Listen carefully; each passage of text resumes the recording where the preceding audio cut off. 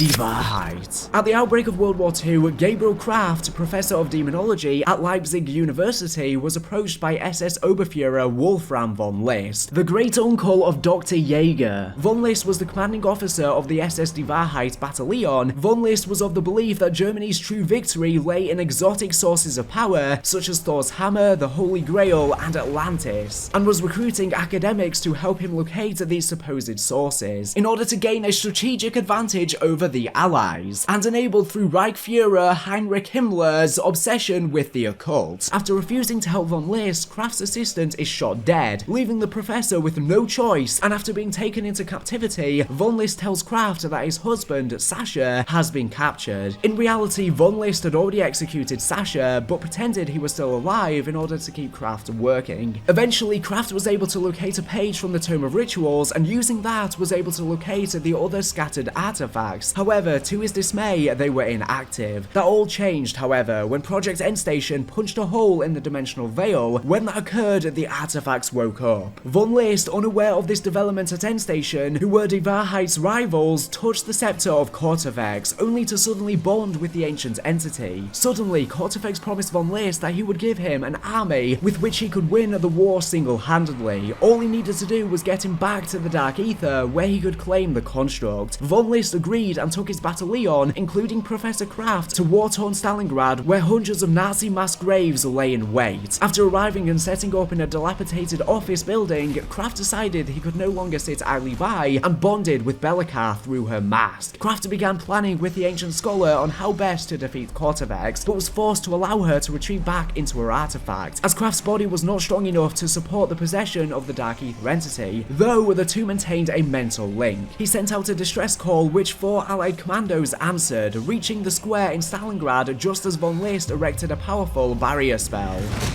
This is their Anfang.